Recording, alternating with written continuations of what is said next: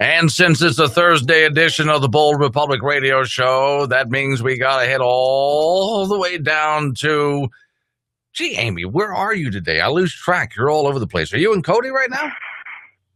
No, I'm not in Cody. I'm not actually in Wyoming right now. I'm in Kansas. See, this is why I can't keep track of wherever you go. Okay, so where are you located right now? I'm in Kansas, a suburb of Kansas City, Overland Park. Oh, okay. But I talked to you one time from Washington, D.C., too. See, I can't keep track of all of this. You did. Yeah, I travel a lot. Yeah, okay. Well, AmyEdmonds Wyoming Liberty Group is joining us right now, who apparently has been causing trouble in the state of Wyoming. That's why she's out of state. I'm going with that as my explanation.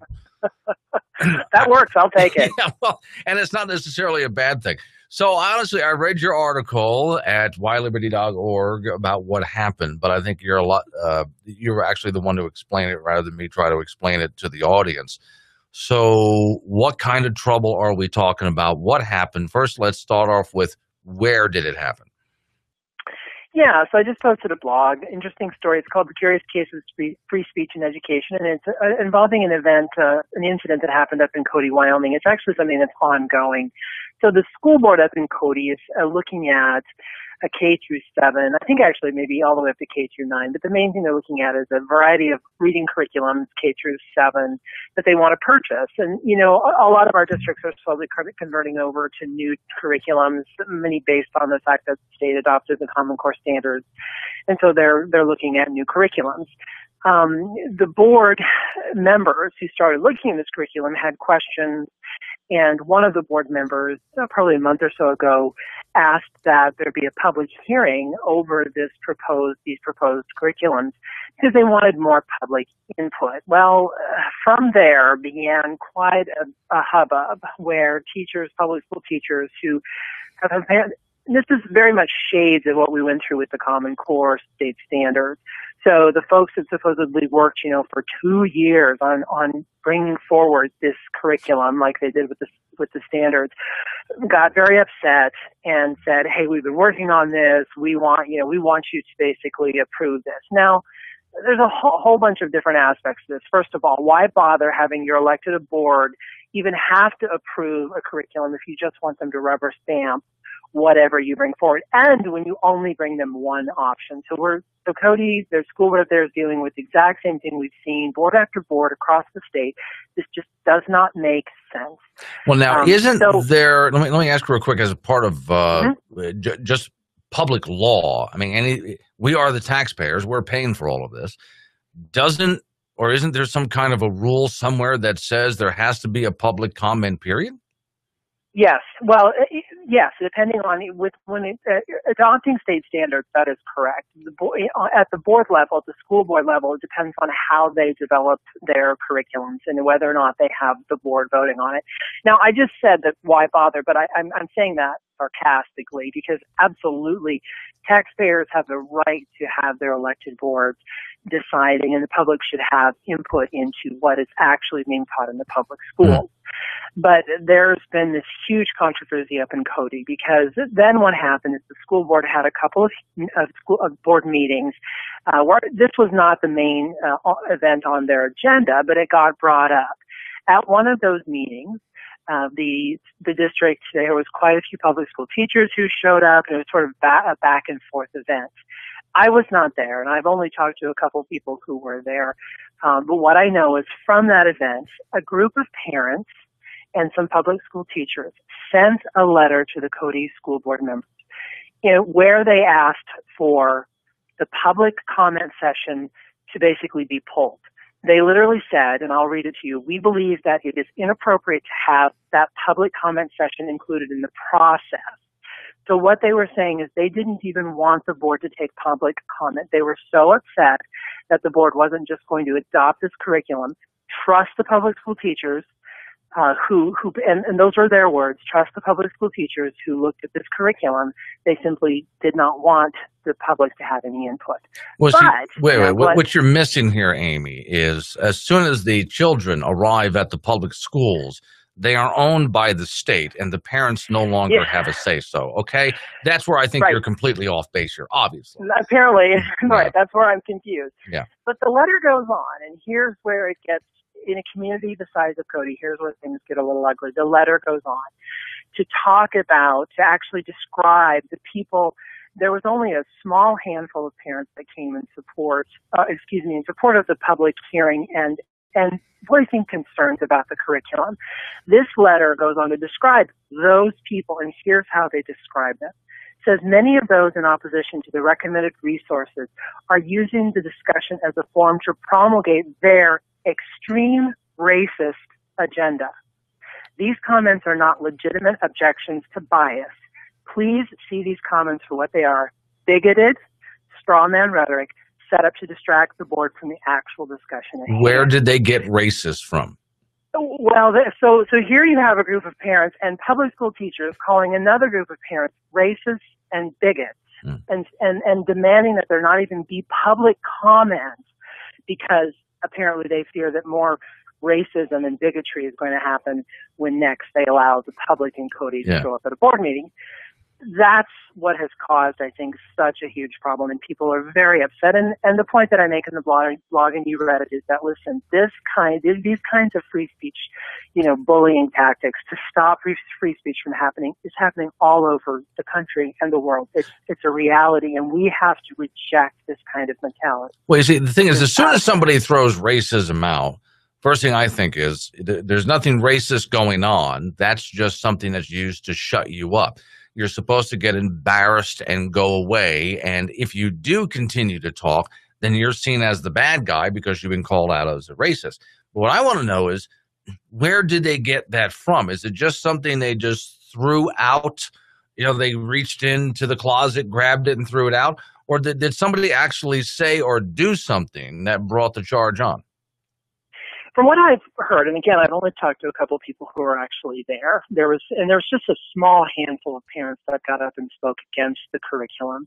And I have seen examples of the curriculum, and I'm going to be writing one other blog post just talking about it. But my understanding is, listen, Glenn, the curriculum is what I would expect to see. It's a lot of sort of eye-rolling dribble. I don't know how else to put it but that. It's, first of all, this is a reading curriculum with really bad literature in it. Okay, so we're supposed to be teaching these young children to read, and we're supposed to be using this as a reading curriculum. Really, it's not very good. It's very subpar. The literature itself, the short stories they choose. Setting that aside, the technical fact that if I were a board member, I'd be voting no just from the fact that it's bad literature. There's a clear agenda running through the pieces that they've chosen. A lot of the short stories and even the poetry. Apparently an older gentleman in his 80s did get up and speak against the curriculum, and what he said was, and I'm going to paraphrase, I don't have the full quote, but he said something similar to, listen, there's an agenda here. We have one side, and he used the word the colored man. That was a phrase that he used. In other words, because there is a lot of, there's a piece from the San Francisco Bugle about why we shouldn't celebrate Columbus Day. And it's none of us, I was not surprised by any of it. It's, my eyes roll. It's just exactly what I expect to see. But again, this is supposed to be a reading curriculum. We should have good literature. Picking a short story with, run-on sentences and bad is not what I would choose for a reading curriculum. The agenda, the political agenda aside, apparently that is the only comment that anyone can really find and think and reference. And again, this is a man in his 80s, someone in the community that no one would probably ever level this charge against. Well, and it kind of gets me. I don't want to get off on the whole, semantics argument about this, but okay, if it's wrong to say the colored man, then why isn't it wrong to say people of color? Well, exactly. And I mean, this is gotcha politics at its worst. I'm sorry, that's just what this is. I mean, Cody's a small community. Gillette is a small community. Are we really going to devolve to the place where we start saying that these people have, if they say extreme racist agenda. When I read that, Glenn, I personally, when I think of an extreme racist agenda, I think of the KKK.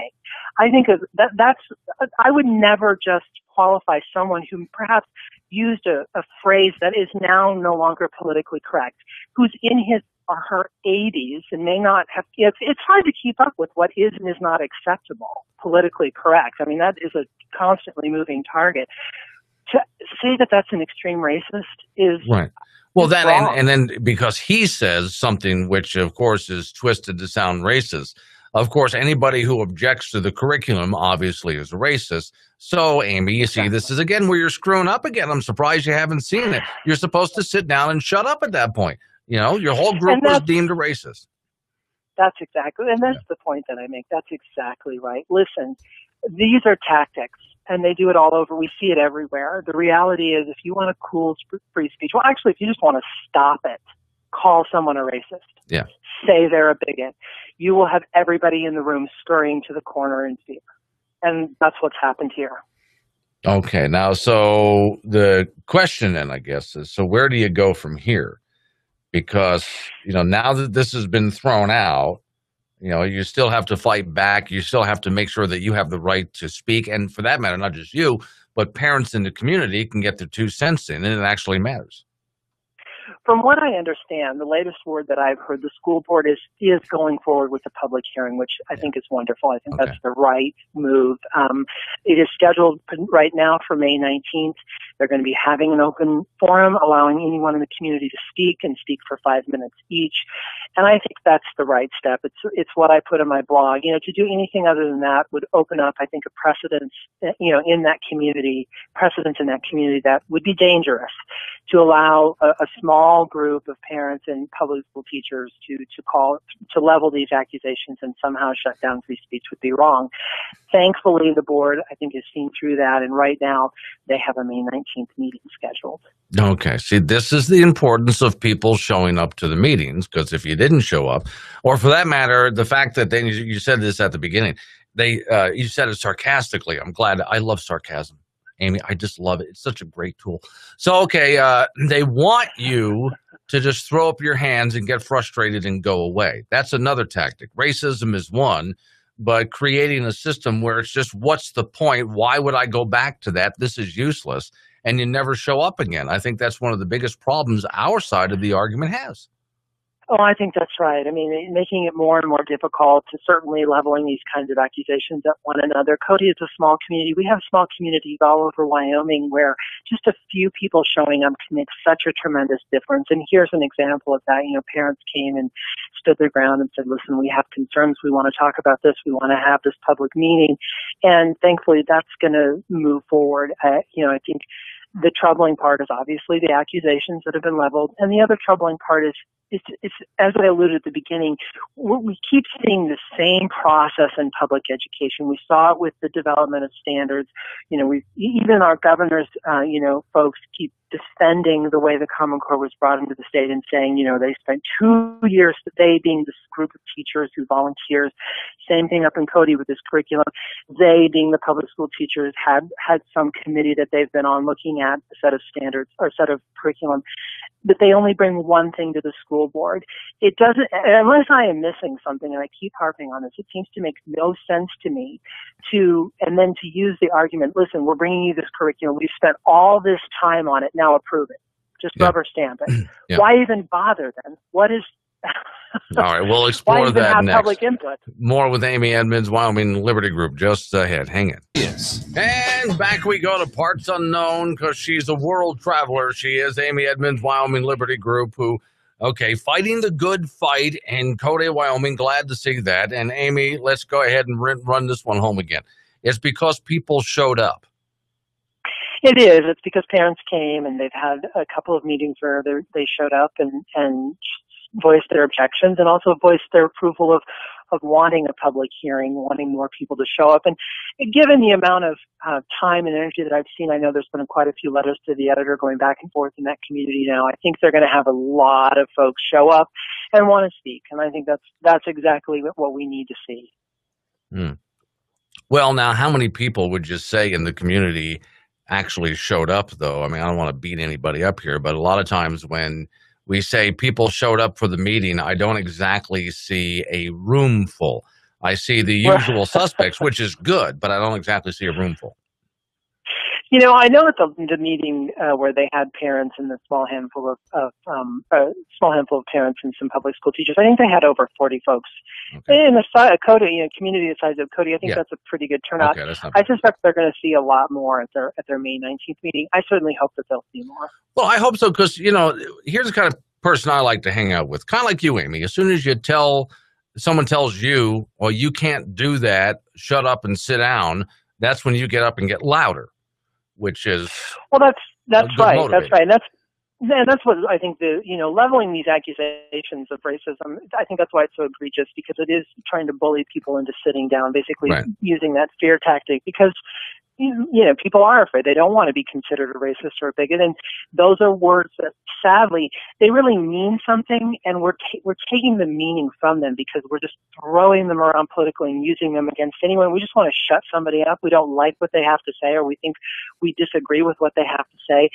So we go after the person by labeling it. We need to be arguing ideas, Glenn, and not what we do now, which is argue against people. Well, there's another part of this, and it comes into the personality type of the people who threw out accusations like that.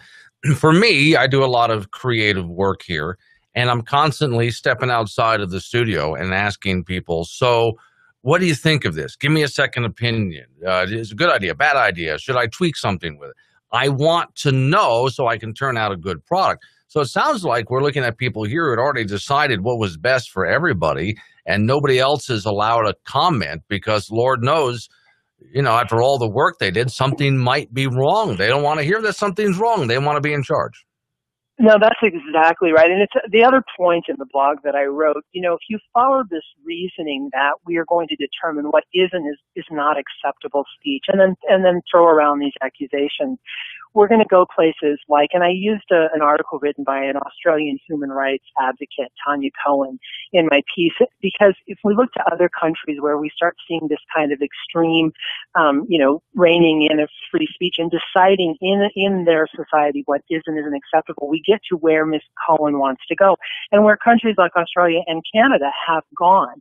And I'll give you the list of things she believes is hate speech and is unacceptable and should be outlawed and illegal to speak about in Australia. And I think some of this is already illegal in Canada. Pro-gun speech. Speech that voices approval of Israel apartheid in Palestine. Speech that voices approval of the inhumane treatment of asylum seekers. Speech advocating oppressive economic system. Anti-feminist speech. Anti-environmental speech. Anti-healthcare speech. Anti-immigration speech.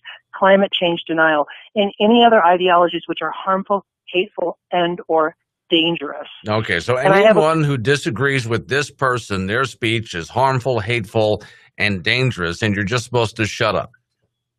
That's exactly right. Yeah. This is what she's advocating for, and this is why free speech is so precious, and it's why the Wyoming Liberty Group spends so much time on free speech issues, because it is so profoundly important. And once we start looking at law and saying, as Ms. Cohen says, that laws exist to enforce acceptable behavior, we're in trouble. All right, here's what I consider harmful, hateful, and dangerous.